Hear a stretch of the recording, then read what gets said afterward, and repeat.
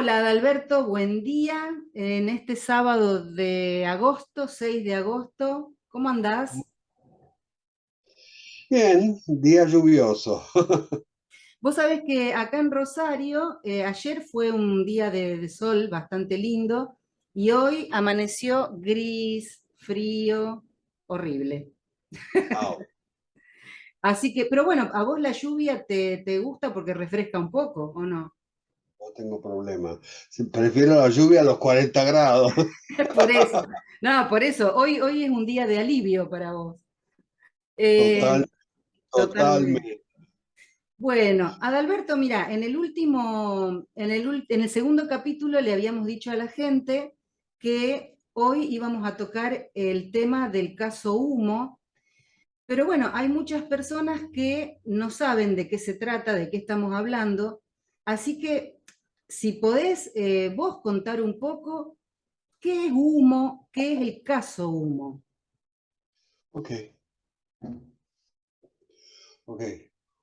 Humo es un supuesto planeta que gira en torno de Júpiter. Lo identificaron como uno de los satélites de Júpiter. Finalmente, si los telescopios no pudieron ver nada especial en los datos, por eso digo, los datos comparativos de lo que los habitantes o o los que dicen venir de Humo, dicen que vienen de ahí, nosotros no lo pudimos confirmar, lamentablemente. Esto, cuando vos decís ellos dicen que vienen de ahí, Ujú. ¿cómo y cuándo empieza esta comunicación de ellos? En los años 60. En los años 60 empezaron a llegar cartas a diferentes lugares del mundo y el remitente era siempre los habitantes de Humo en la Tierra. En la Tierra? Estas cartas, bueno, le cuento a la gente que había un lugar que se llamaba la Ballena Alegre, Donde había tertulias. que la Ballena Alegre era un lugar donde había tertulias, se reunía mucha gente que le gustaban los temas de paranormales, ovni, esoterismo. Y bueno, y esta tertulia un poco era liderada por Fernando Sesma Manzano, que en ese, digamos, en 1954 había fundado la Sociedad de Amigos de los Visitantes del Espacio. Él era Yes. el presidente. Y bueno, empiezan a llegar cartas a todos los lugares del mundo, Inglaterra, Francia, España, Italia, y como vos decís, firmaban los habitantes de Humo en la Tierra. Sí. Eh, ¿Qué pasa ahí cuando se empiezan a recibir estas cartas, pero particularmente cuando se empiezan a recibir en España? Se formaron determinados grupos. En Madrid, en Barcelona.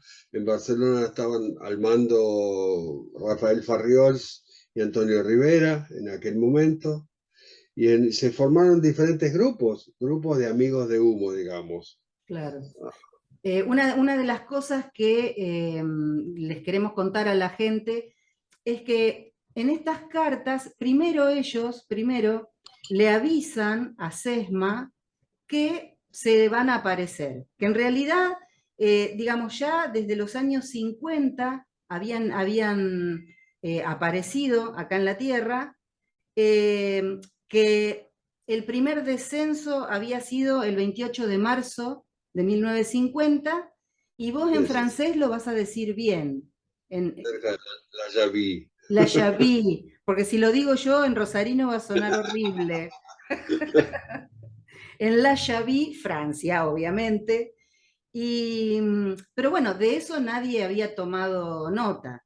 Entonces le dicen que van a volver a aparecer y hacen su primera manifestación el 7 de febrero de 1966 en Aluche, que Sí, digamos es España, ¿no? Obviamente. sí. Ahí en, Cerca Madrid, cerca de Madrid esta lucha. cerca de Madrid.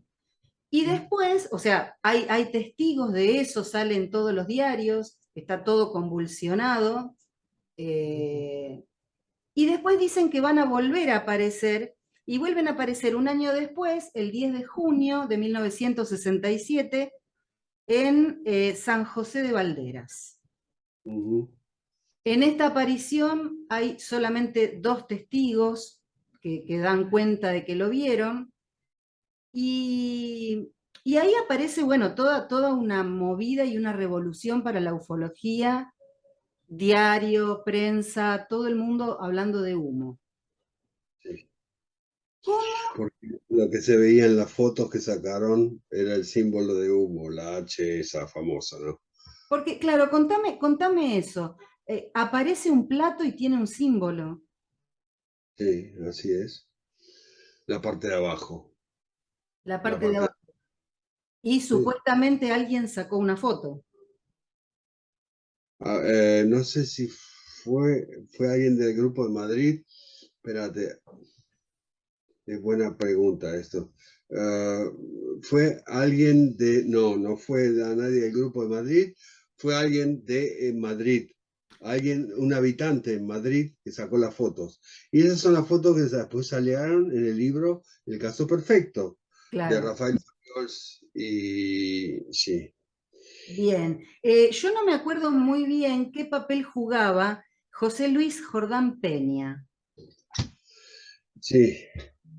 Jordán Peña apareció bastante más tarde, cuando ya no se sabía para qué lado correr. Algunos decían es cierto, otros decían es todo mentira, y no se sabía. No se sabía bien qué estaba pasando. Estos supuestos habitantes del planeta Humo habían elegido a un interlocutor o a varios interlocutores que daban a conocer o traducían los mensajes. ¿Cómo era la movida en España sobre todo? Los mensajes llegaban a mucha gente, incluso nuestro Fabio Serpa, nuestro gran Fabio Serpa, dice que él también recibió un mensaje. Mentira, No, nunca lo no vio sé, nadie. no sé. Pero bueno, él no podía hacer menos que todos los demás. Así que él dice que también recibió un mensaje y bueno, los mensajes eran, había de todo, había de todo. Y eso es lo interesante del asunto, ¿no? Que podías leer sobre cuestiones de medicina, podías leer sobre cuestiones estructurales de construcción de una nave espacial, podías leer sobre plantas, había variadísimos temas. O sea que, mira, hago este paréntesis, ¿no? Una de las cosas que dice hoy la ufología con respecto a los contactados es que siempre reciben mensajes de amor o mensajes de lo que va a pasar en el futuro, pero nunca dan datos científicos o la cura del cáncer. Pero en este caso parece ser que estos extraterrestres sí daban ese tipo de información. Sí, bueno, Eh, lo que yo no sé, te pregunto, es si la información que daban después se llegaba a corroborar que era cierta o era una novedad lo que decían.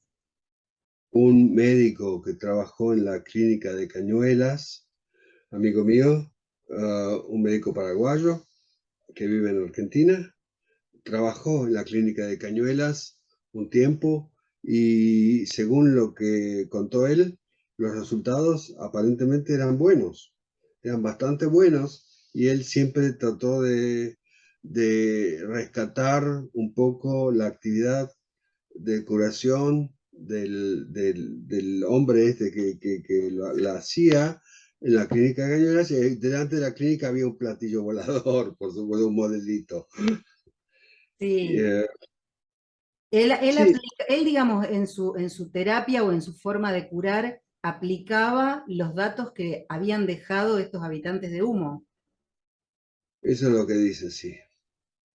Sí. En otra de las cartas, ellos, por ejemplo, hasta explican que para poder llegar a humo tienen que usar una curva cósmica que es endecadimensional, descubrir los tamiones, las partículas hiperlumínicas, eh, todos estos datos que aparecían en los años 60, Sí. eh, ¿se habrán usado para después hacer todos estos viajes que se están haciendo o era una información que ya se tenía en esa época?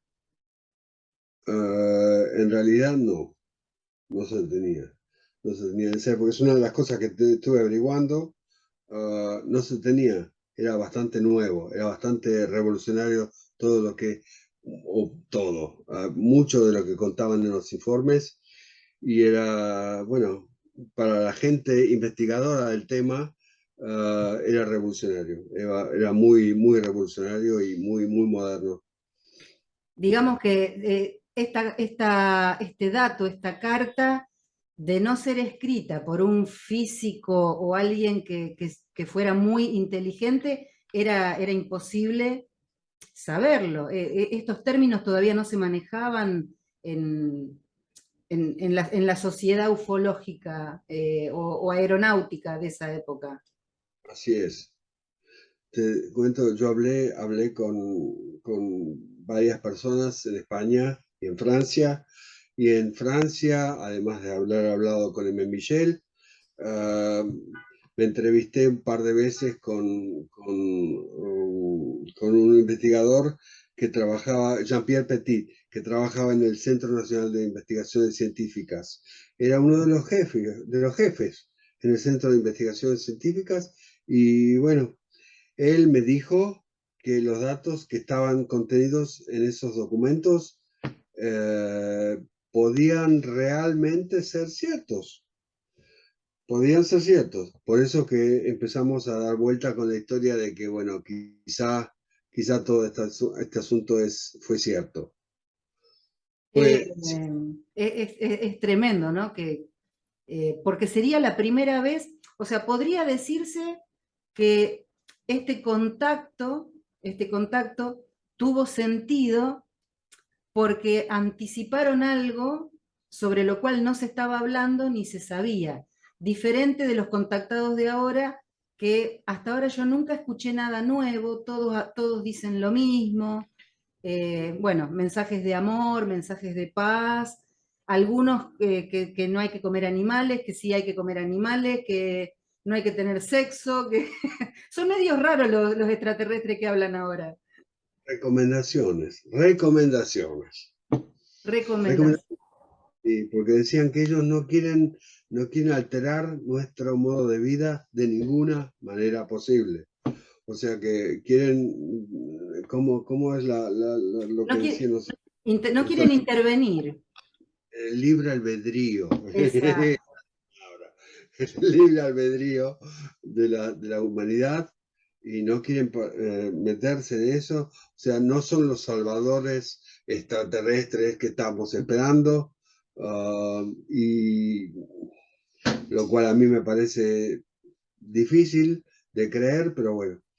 Ah, si la Tierra está en camino de destruirse por una guerra atómica, ellos lo van a mirar solamente.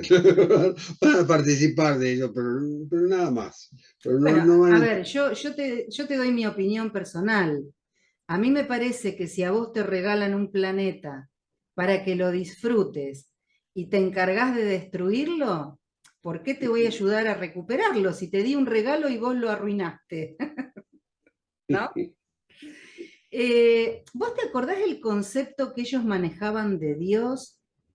Ellos le daban un nombre especial, Boa. Boa. ¿Y cómo lo entendían?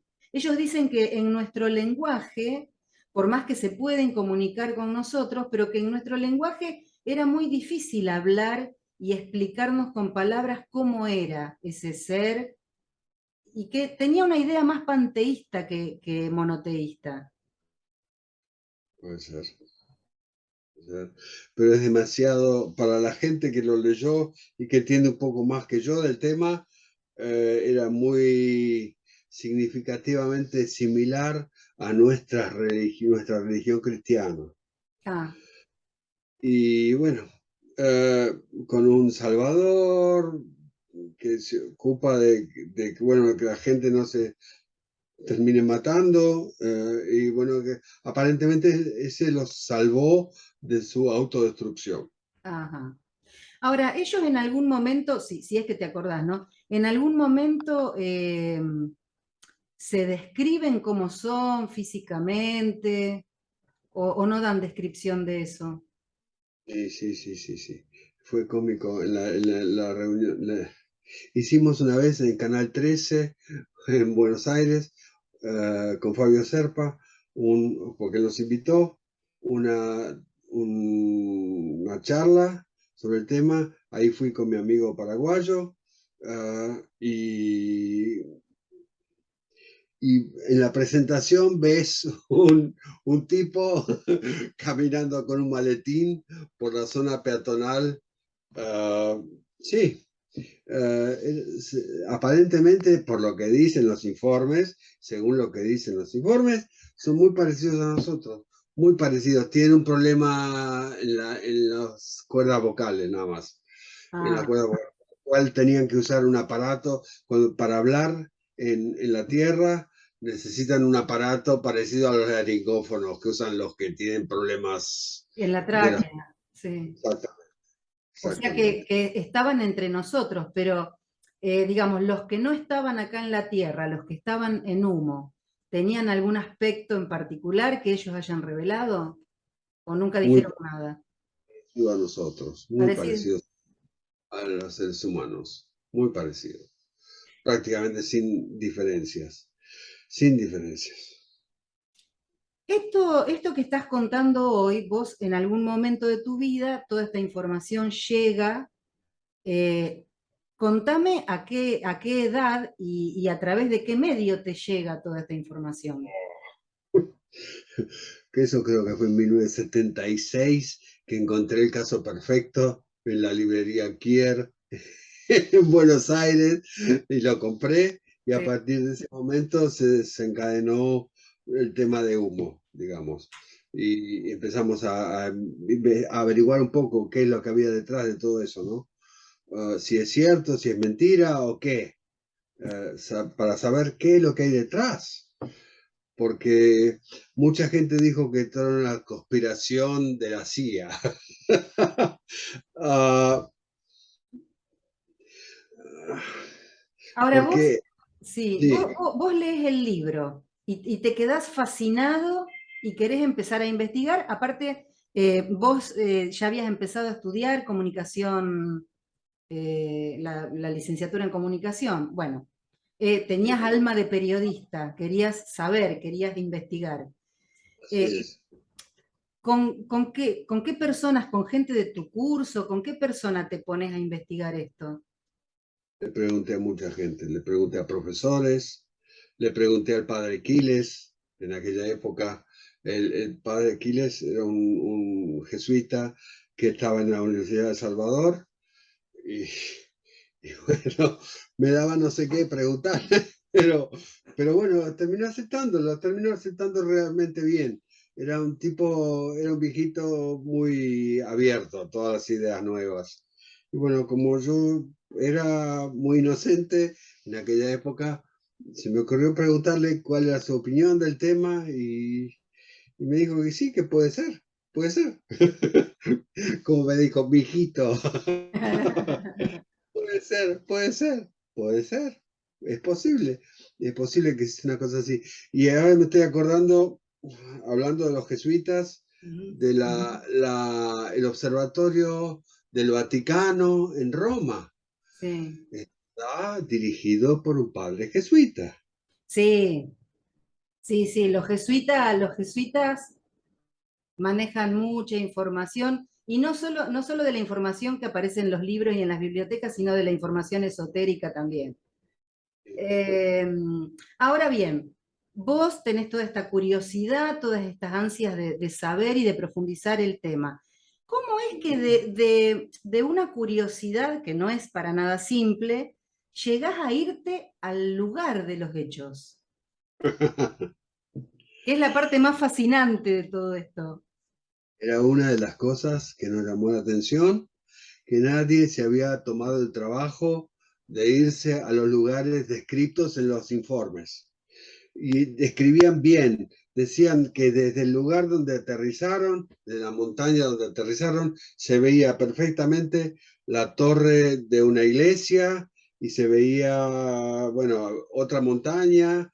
Y yo dije, bueno, según la iglesia y la montaña, nos propusimos ir a ese lugar y tratar de encontrarlo.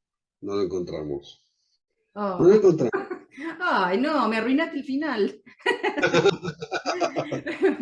Escúchame, bueno, ¿con quién o con quiénes deciden ir a España? En aquel momento con Marta González. Marta González, que era mi amiga en aquel momento, y bueno, en cuanto, en cuanto le dije que me iba a España, me dijo, bueno, yo también voy. No le pude decir que No, no. y más si era para una aventura de ese tipo. Ustedes llegan a España, ¿no? Eh, bueno, el primer punto que ustedes quieren visitar es donde se dio la primera aparición, o primero Fuimos, pasaron por otro lado. fuimos a España primeramente.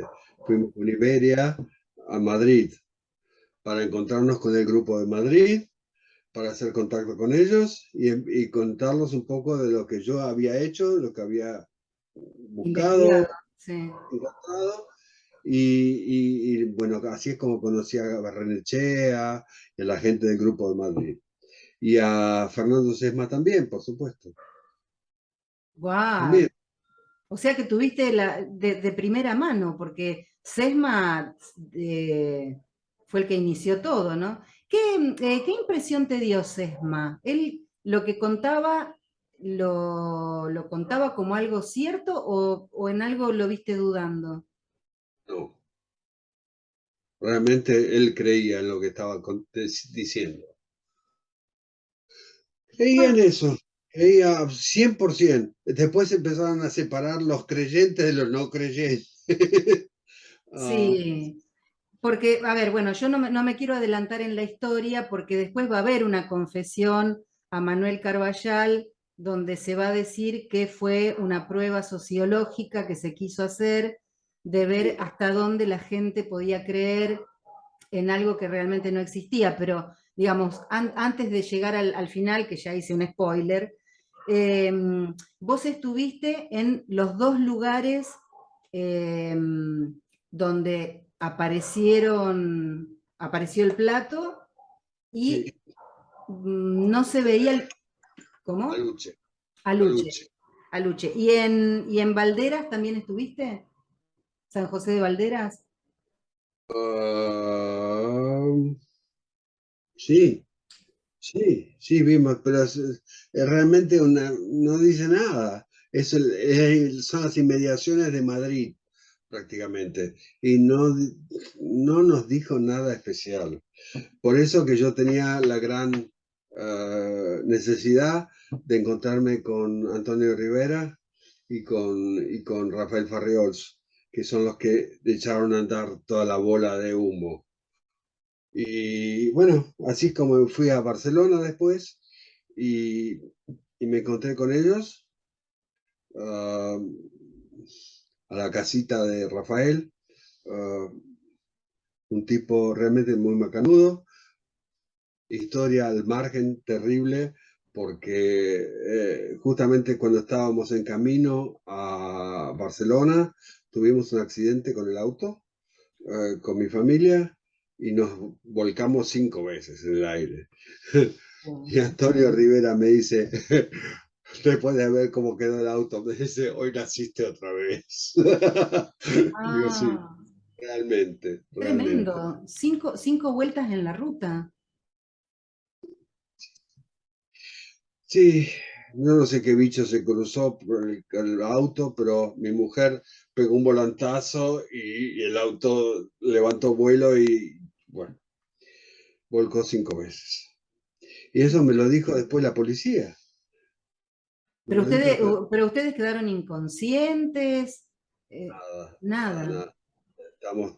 Nos dolía todo, nos golpeamos absolutamente todo. No, yo me acuerdo que no había hueso, no había músculo del cuerpo que No no te me dolía duela. en ese momento. Pero Rafael Farriols vino con Rivera, vinieron de a dos y Rafael me dijo, anda al hotel este y te van a atender bien. Era un hotel de Rafael. ¿Y el auto quedó ahí destrozado y cómo se siguieron movilizando después? Eso es muy, muy interesante. Yo fui a la empresa que nos alquiló el auto y le digo al tipo, al empleado de la empresa, ¿no? Le digo, esta es la llave. Me dice, ¿el auto dónde está? Le digo, ¿qué auto? Esta es la llave. Esto es lo que quedó del auto. No hay nada. Ah, y del auto no quedó absolutamente nada. Fue realmente un milagro que no nos hayamos matado ese día, en absoluto. Tremendo. Te hago una pregunta, porque una de las cosas que hoy también se está planteando en la ufología es que no hay fondos para las investigaciones, que los investigadores tienen que poner siempre plata de su bolsillo. ¿Todo esto vos tuviste algún sponsor? ¿Alguien te pagó? No, ¿no? Eso fue siempre así. El tema de la ufología fue siempre una cuestión de hobby, un hobby interesante, algo que el que lo quería hacer lo hacía y el que no lo quería hacer no lo hacía. Pero cada uno se pagaba todas sus cosas. Yo me pagué el viaje, sí, por una cuestión de interés, nada más. Pero, y por sobre todo, algo que me gustaría recalcar mucho, el tema de humo es una manera de aprender mucho, muchísimo, porque en los informes hay de todo. Y cuando uno no se traga las cosas como vienen, bueno, recibís un informe de física y te vas a ver un físico Claro. y te vas a explicar por un físico que te explique qué es esto y qué es esto y qué es esto. Entonces te lo explican. Te lo explican qué es lo que yo hice con Petit, por ejemplo. Uh, y eso es lo fascinante de todo esto. Uno aprende mucho o aprendía mucho en la época que lo hacíamos Claro. prácticamente. Vos, Con cada uno aprendíamos, sí, y vos incluso aparecés en la revista Cuarta Dimensión con un reportaje que hiciste en el 94. Eh, exactamente. ¿Fue una participación especial o vos escribías, tenías tu columna en Cuarta Dimensión? No, fue una cosa especial. Creo que fue la entrevista que le hicimos a Michelle, ¿no? Sí, sí, Michelle, sí. sí, sí. Vos sabés que desgraciadamente nos están quedando pocos minutitos. Si hoy yo te pregunto, a ver, por un lado la pregunta es si vos crees que hay vida extraterrestre, si crees que lo de humo fue un contacto de una raza extraterrestre o fue otra cosa, ¿qué me dirías? Lo veo difícil, lo veo difícil. Es decir, con todo el amor de los informes y de las informaciones que había en los informes, ah, que muchas informaciones eran correctas, pero me permito dudarlo. El, Sí, o sea, con esto que dice al final a Carvajal, ¿quién es que lo dice? López Jordán. Jordán Peña, perdón, Jordán Peña, en los 90, que él dice que fue todo un experimento sociológico. ¿Vos te inclinás más por ese lado? no, Tampoco. no, porque es demasiado complicado como para que lo haga solamente Jordán. Y yo, las entrevistas que tuve con Jordán fueron muy específicas y realmente no puedo confirmar, qué sé yo, si quiero hablar sobre teología y me encuentro con el padre Quiles, entonces probablemente sí, el padre Quiles haya podido hacer una cosa así porque tenía una idea de todo eso. Pero Jordán, no, era demasiado complicado. Todo el tema era demasiado complicado para que lo haga solamente Jordán. Con la y no puede haber sido un equipo, o sea, se proyecta hacer un experimento sociológico y dicen, bueno, vamos a necesitar un físico, un médico, un geólogo, un astrónomo. Marina, con qué intención? ¿Con qué beneficio? ¿Qué es lo que hubiesen ganado? Eso es lo que no sé. Es lo que siempre nos preguntamos. ¿Quién ganó con todo el tema de humo? Nadie. Nadie. Nadie. Todos perdimos. Perdimos. Perdimos porque tuvimos que poner plata para viajar, tuvimos que poner plata para esto y para lo otro, y Encima diste 5 vueltas en el aire, o sea, quedaste todo destruido. cuestión simplemente de investigación ovni fuera de lo común, digamos. Mucho más que ir a un campo donde hay un peón que vio un plato volador. Aprendimos. Después de eso, no te llamó más la atención la ufología o seguiste un tiempo más investigando otras cosas? No puedo negar.